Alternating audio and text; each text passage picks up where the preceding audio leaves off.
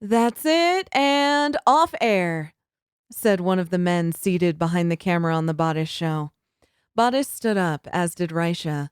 As the crowd clapped and cheered, Bodice stepped out in front and made his way down so he was standing directly in front of the crowd and put his arms out to silence them. "Thank you, everyone that came to today's live show. I truly appreciate it." Bodice bowed and the crowd clapped and cheered some more. In the back area of the studio, behind the curtains, stood a young girl with short black hair.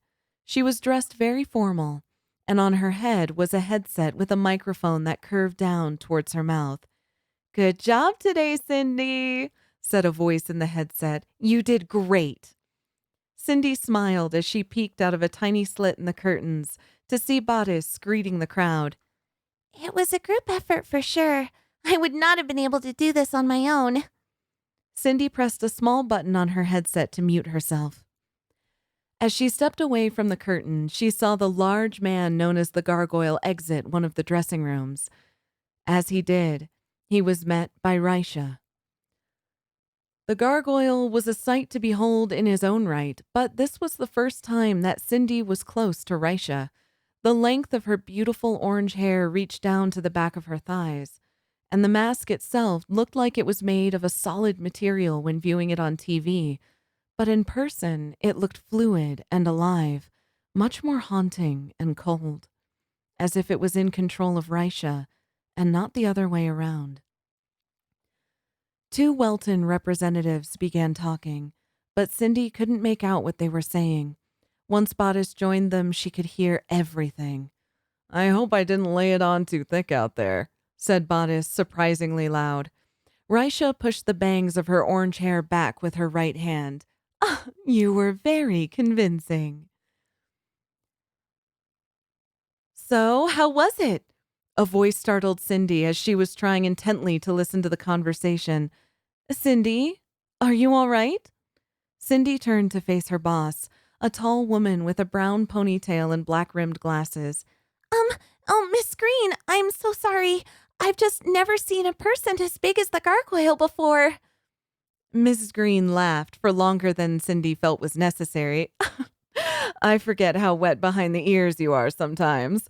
You've done so well and learned so fast. When I see you fazed by things like this, it's quite hilarious." "It won't happen again." Cindy said firmly as she fixed her posture. "No, no, no, no, no, no. I don't want you to get the wrong idea. It's okay to feel this way, especially in presence of the members of the Welton Company. They're a big deal." Mrs. Green was holding a clipboard that she adjusted in her hands as she spoke. "The gargoyle is essentially Reisha's bodyguard, and she comes to the studio quite often. You'll be seeing them a lot, and these jitters you're feeling now will fade eventually." Cindy looked in the direction of Raisha and the gargoyle and noticed that they were walking towards the exit of the building, and Bodice was walking in Cindy's direction. He had a big smile on his face when his eyes locked with Cindy's. "So, how was your first day without Mrs. Green holding your hand?" "It was fun," Cindy said as she returned the smile. "She taught me so well. I wasn't nervous at all." "You did great. It was a smooth show overall, in my opinion." Bodice touched Mrs. Green on the shoulder as he turned his attention to her. "Mrs. Green, a moment, if you don't mind." "Not at all. Cindy, you did great. Now go home, get some rest. I will see you bright and early tomorrow." Mrs. Green tucked her clipboard under her arm as she walked off with Bodice. Cindy took a deep breath. She was proud, but the day wasn't without its stressful moments. She removed her headset and turned it in before grabbing her stuff and leaving the building. Since she started her internship at Bodice's studio, she always tried her best to dress formal, put on makeup, and look presentable. Despite that, she was longing for her pajamas and a cup of tea. Unfortunately for her, it usually took an hour to get home. The studio where the Bodice show was filmed was in Melgarden, the same city where the Welton Company's main headquarters was located. Cindy was from Bristol, and it took her 2 separate trains to get home. Having never left Bristol before getting this job, she didn't mind it as much, as she got to take in the scenery of places she'd never been to before. Row Station connected to the outside of Seva, or the Lost City of Seva, as it was now known. And from Seva, she would transfer to another train that would take her to Embral Station, which was near her home in Bristol. She boarded the train in Row Station and got a seat somewhere in the middle. She sat alone, if she could help it, and she got lucky this time. The bodice show ended at rush hour, and she didn't always get this lucky.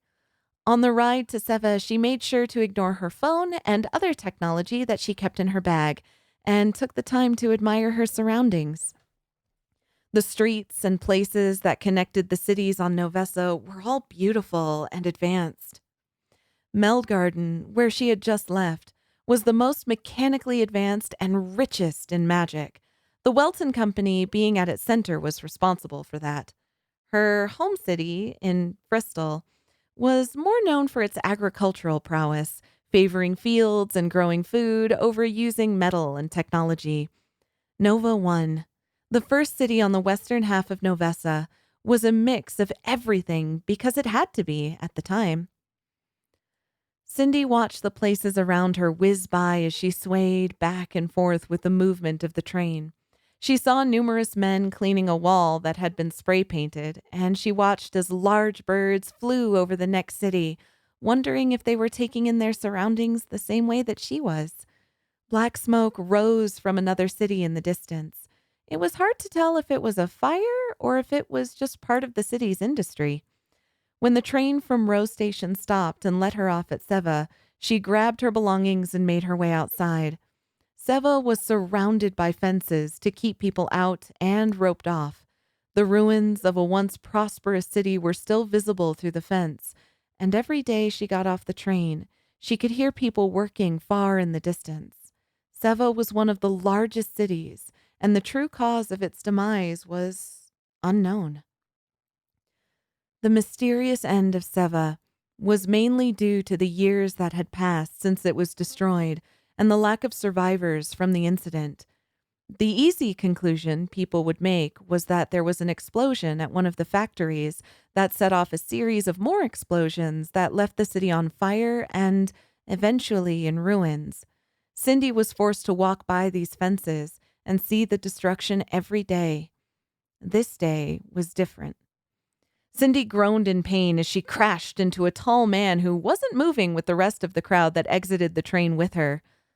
I'm so sorry. I didn't see you there. Walking into the man felt like she ran into a truck. The muscular physique she bounced off rivaled that of the gargoyle. She played her sentiment to Mrs. Green about never seeing someone as big as the gargoyle before in her mind. The man didn't even flinch or look at her after she apologized. Instead, he looked through the fence, as if the city was still on fire. "How?" he said. "How did this happen?" Cindy blinked a few times before staring at the ruins and then staring back at the man. No one knows for sure. It happened a long time ago." "A long time ago?" The man finally acknowledged her presence and looked down at her with dark brown eyes. Cindy adjusted the bag on her shoulder before answering. Yeah, Seville was destroyed a while back. Maybe 100 years or so? Probably more. There were hardly any survivors, and the ones who did survive died a few days later without explaining what happened. She looked him in the face to try and get a read on him, but was falling short. Most people know this already. Are you okay? "I'm having trouble figuring out how I got here." The man reached into a pocket on his pants. The clothes he was wearing had designs all over them reminiscent of an Indian tribe that Cindy had once read about in a book on Earth. Are those markings on your clothes part of your heritage? Cindy asked. The way the man touched his own clothes gave away that he had no idea what she was referring to. "I don't know." What's your name? "I can't remember." After searching his pockets, the man revealed a wallet. Cindy snatched it out of his hands. This might have some answers. She flipped the wallet open to reveal a driver's license. It just says Tar, without a last name. That's strange. I'm Tar? The man asked as he pointed to himself. Who are you? I'm Cindy, She replied, avoiding her own last name on purpose. She stuck out her hand, and Tar just stared at it. Really? Not even handshakes? Here, like this.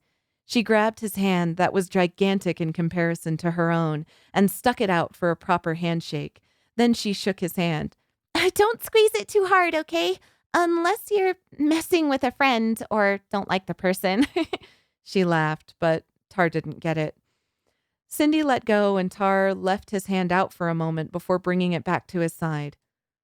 I see. I need to get home. Are you going to be okay if I leave you? Cindy pulled out her phone and began to text someone. After Tar didn't respond, she looked back up at him. He was still just looking at her with the same lost brown eyes. You don't know what home is? I think I understand. I just don't know where. As he spoke, Cindy handed him back the wallet. Should be somewhere on your license. Can you read? Cindy looked over his hands as he held the wallet out. Millwood Road. Cindy looked around for a moment. That's not far from here. I can get you there. Thank you. Tar waited for Cindy to move first, then followed her. They traveled in silence for the entire walk home. It was in the middle of Millwood Road, and it was a small white house. Well, whatever it is that you do, you must make decent money to be living in your own house, said Cindy. Should be an ID key in your pocket somewhere. Tar found it, and Cindy showed him how to use it to get into his own house. I don't know where to go from here. Cindy couldn't help but look at how Tar barely fit through the doorway. Well, I pass this way every day after work, so I can come help you figure things out if you like. Oh, that would be really helpful. Tar smiled. Cindy could tell he was starting to piece things together. Cindy returned the smile. How did you get in front of Seva like that anyway? I can't remember. Tar put the ID key and his wallet away. Cindy didn't realize he walked the entire way to his house just holding out his wallet. Everything before you bumped into me was black, and then there I was. Lots of mystery left to solve. Cindy nodded. Well, we'll figure it out.